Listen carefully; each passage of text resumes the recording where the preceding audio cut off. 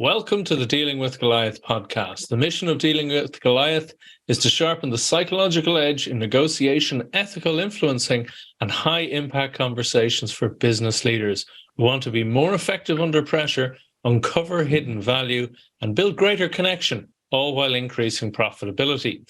With expert guests across the business spectrum, we deliver gems of wisdom delving into their methods, their thinking, and approach to business life and to problem solving. This is the short-form espresso shot of insight podcast interview to boost business performance using our 5 questions in 15 minutes or so format. My guest today is Adam Bude. Adam is an international published author, sales expert, and course creator who helps growth mindset and purpose-driven business owners to scale their business by increasing their sales, profits, and systems, creating more time to work on their business instead of in it, so they have a saleable asset of real value. Adam combines nearly 30 years of commission-based selling, sales management, sales training, and business ownership across multiple industries, sectors, and markets. Through his Connect, Communicate, and Convert strategy, Adam is changing the way business and sales is done, moving away from the industrial age transactional selling to the new age of relationship selling. Adam, welcome to the show. Thank you so much for coming on. Thank you, Al. I'm excited to be here. Appreciate the invite. Great. So, look, it sounds like we have quite a lot in common there. There's a lot of overlap, but let's just clarify it a little bit further for our audience. Who is your ideal client, and what do you find is their biggest challenge they face? Yeah, it's a good question. Small to medium businesses is my forte. Turning over at least 500,000 up to that 20 million mark, and having a sort of small to medium sales force, but it's still owner-occupied driven. So what we find is a lot of the times they may not have that sales manager in place, and it's the business owner that's doing the training, calling the shots and whatnot. So getting in there and helping them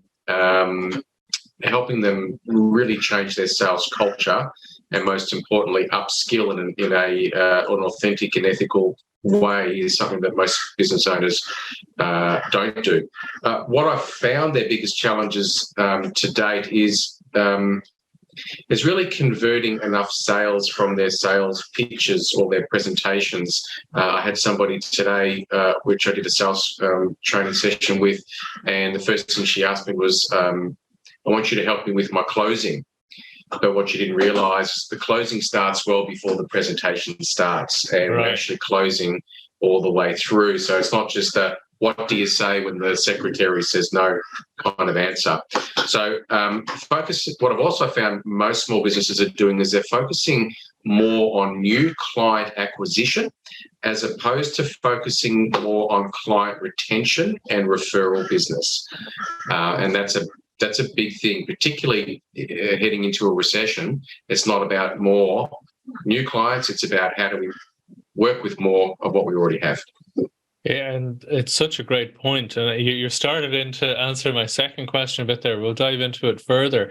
You know, what are some of the common mistakes people make when they're trying to solve that problem? And I love that number one, as you said, they're neglecting some. And is that a fair word? They start to neglect their current client base, always wanting the new thing. And is that something that you help them address? Yeah, so the average client retention in a business should be 3 years, depending on the business itself. There's going to be certain businesses which is a one-stop shop, like bang, you're done, and that's it. That's just a one-off transaction. But if you're in a service-based environment, if you're in a relationship-based environment, the focus should be on new acquisition. How do we work with them for a long period of time? How do we turn them into our raving marketing machine so that we're not actually wasting money on lead generation? So the biggest mistakes that I see sort of transitioning into that, Al, is that marketing companies have done a fantastic job convincing the business owners that you need more leads to get more sales. I'm going to call bullshit on that because that is not true. You don't need more leads to get more sales. What you do need is to get better at your connection and your communication with the leads that you've got to increase more sales.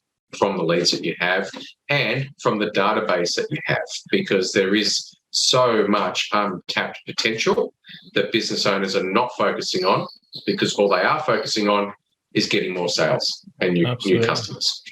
And I presume that plays very much into your connect, communicate, and convert strategy. Could you just give us a quick overview of how those pieces fit together, or as because you've been touching on this already, and I am quite fascinated because, as you say, it's something I see as well. They're always it's a little bit of shiny object syndrome almost, that you're always chasing, as I said, that new thing, whereas there's this wealth of reservoir of resources, of potential connections.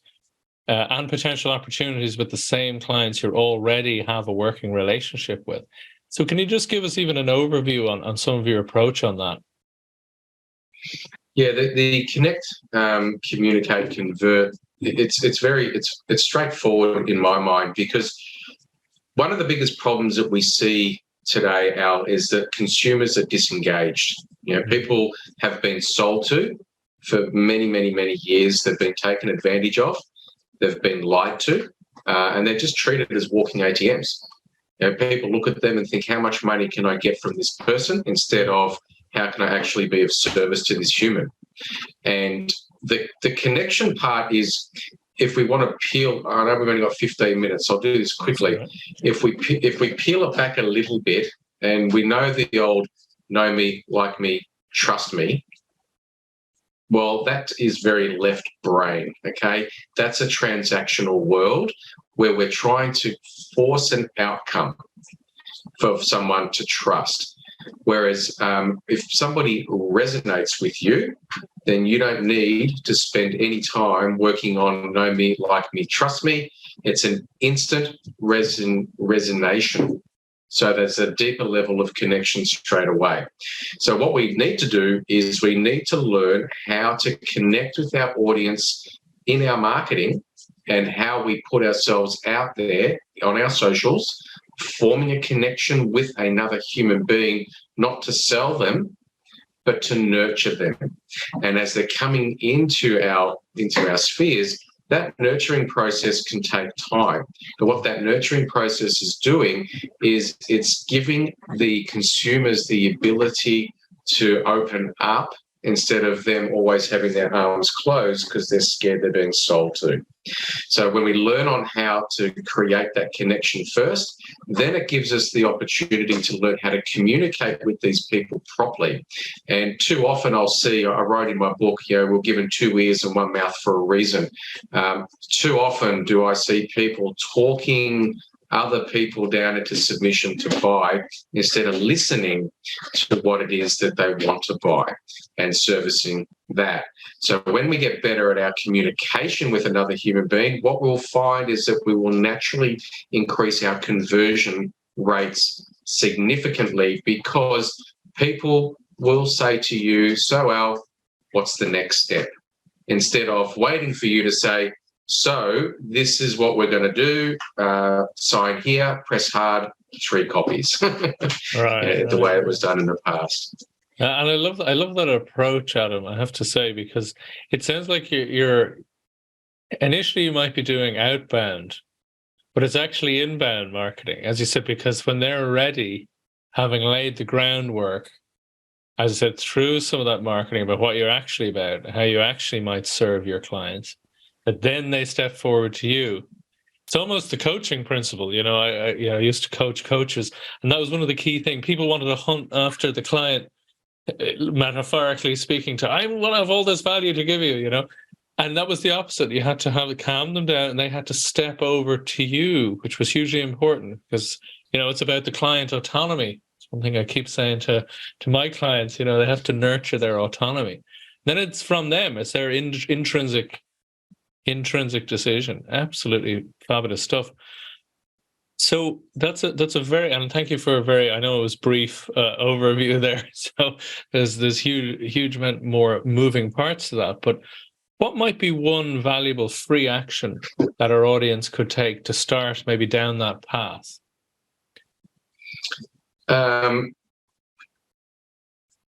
It's a really good question. I suppose I've got on my website a free pocket guide, which anybody can download, and that's basically about how to get more sales and make more customers. And it's just a very simple ebook that they can grab.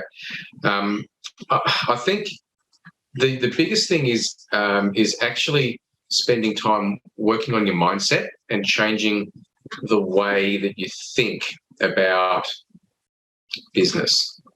And I say that because it wasn't until I had my first 100,000 US commission month that I realised that everything that I was doing in business was wrong.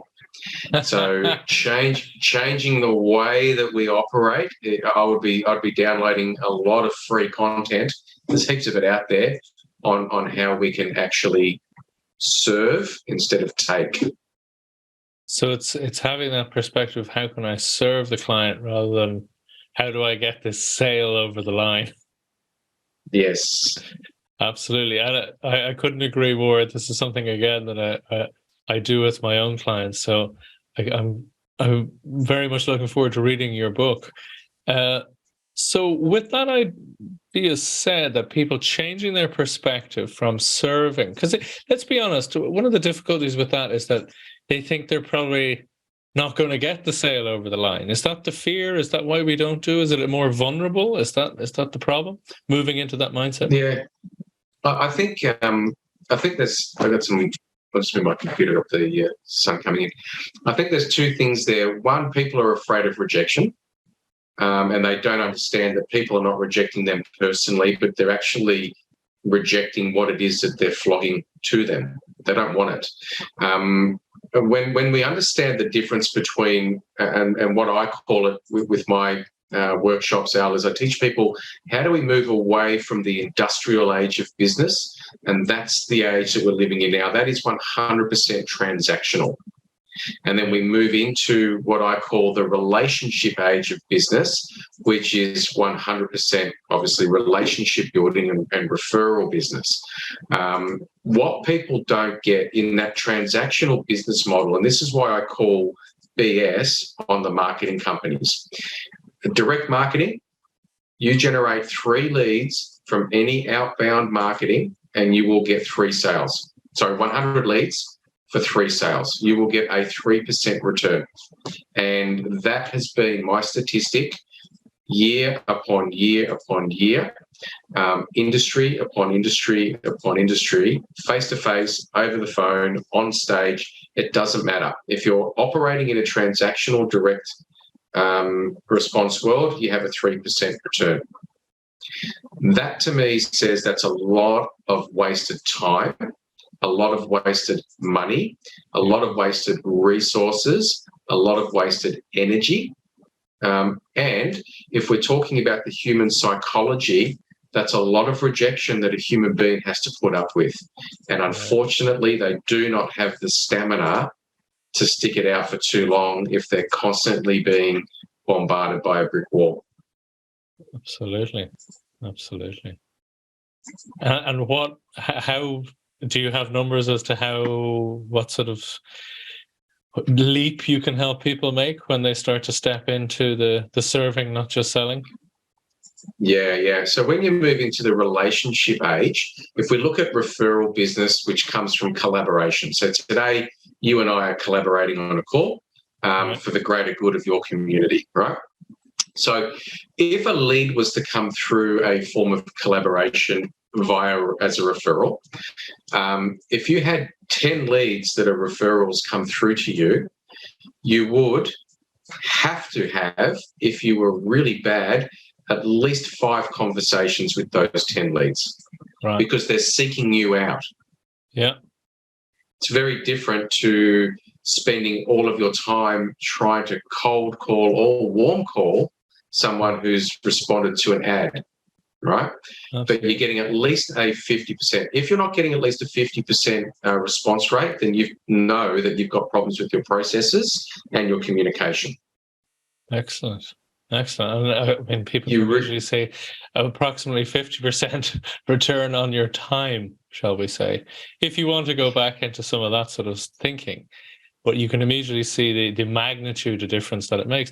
But it's also, as you say, that people they're coming to you. You're not reaching out to them. And the difference that makes, just in the setup, in the structure, it's a radically different proposal. It is. Absolutely.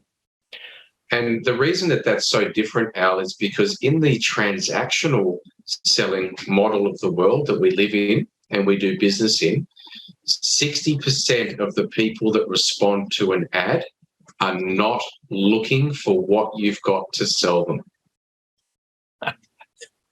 Dare I ask, what are they looking for?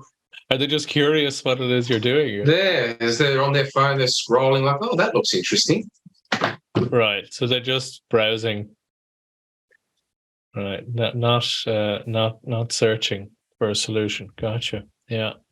And as you said, a lot of these connections coming in warm, where there is that basis of, oh, I've worked with this person. They're trustworthy. They're likable. You know, when the SH1T hit the fan, they reacted in the best possible way. You know, when I had that terrible day and I actually was quite a little bit rude to them, they were excellent. They were human. We dealt with each other so well. All the ups and downs of a business relationship over time, they can actually vouch for you. So, yeah, no, it can make a huge difference. That's what we all want. I think it's all the more so with all this coming AI talk, ChatGPTs and standard processes being more and more outsourced to robots, right? That is the human connection that I'm fairly convinced is what will make the bigger and bigger difference. I do too. I am not a fan of ChatGPT, and I absolutely disagree with AI as marketing. If we're looking at that connect, communicate component of because human beings we're mammals, we're social beings that we crave connection. If we don't know anymore what we're talking to, then the trust levels have just been blown out of the water. Absolutely. I couldn't agree more. That's why these sort of conversations are so important. People actually talking to people. It's how refreshing that'll be in just a few years' time. So what might be the one question I should have asked you that would be of great value to our audience? Why don't more business owners focus on the buyer's journey instead of the seller's journey? I love it. Okay, tell me more. Why don't they? So they don't, because they're focused on getting the sale. Mm-hmm. That's all they're focused on. So they're focused on themselves. Their actions are self-serving. And because their actions are self-serving, their response rate is so low. If we're focusing more on the buyer's journey, when we understand what that journey is, I shared with you that 60% are not looking for what you've got to sell. Why is it that most salespeople will spend most of their time trying to convince that 60% to buy? Right? 20% of the people, at least 40% that are in the buyer's journey. 20% of that, of the last 100. So we look at the 60% are not interested. 20% know they want something, but they don't know what it is. Yep. They actually need us to help educate them on what's the right thing for them. Great example in that category there. I thought we recently purchased a new car.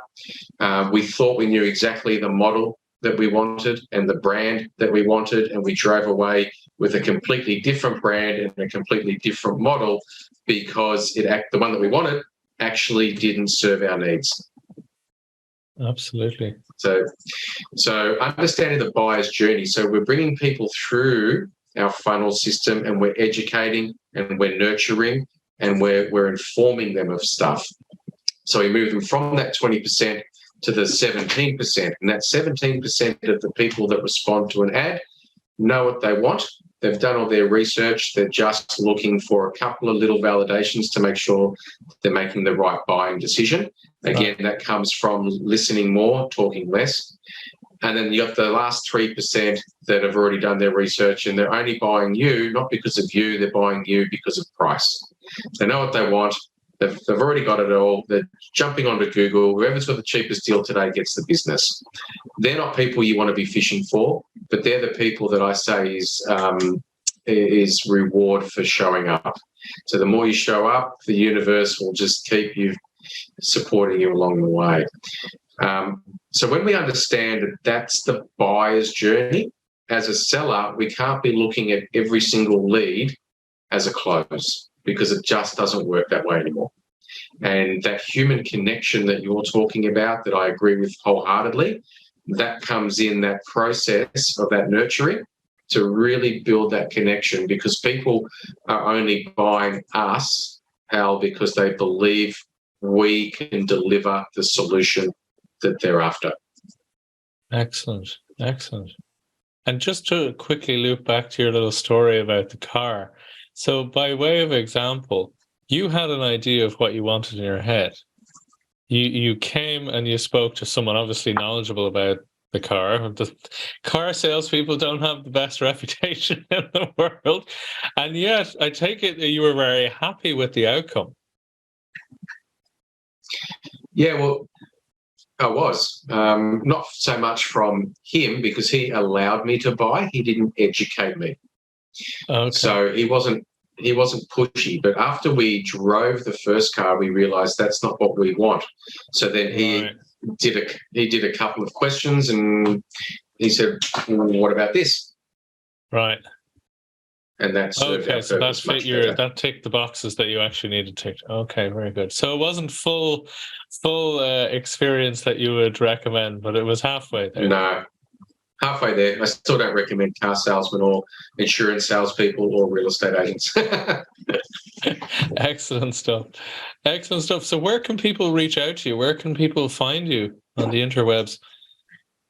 Yeah, thank you. The little QR code that you can see there, that'll go directly into my diary. I'm based on the Gold Coast, Australia, so Beautiful. We have a bit of a time difference from where you're positioned, but yeah, that'll take you straight there. If you can't find a time that's suitable for you, it's got all my contact details on the website. You can send me an email. You can connect with me on LinkedIn, and we can take it from there. Absolutely. And reach out to Adam. He has a 30-minute complimentary sales strategy session there where you can have an in-depth discussion with him, but also have a look at the AuthenticSalesTrainingAcademy.com, where there's an awful lot of resources and many other interviews with Adam there, which you can get more little gems to whet your appetite before having a chat with him.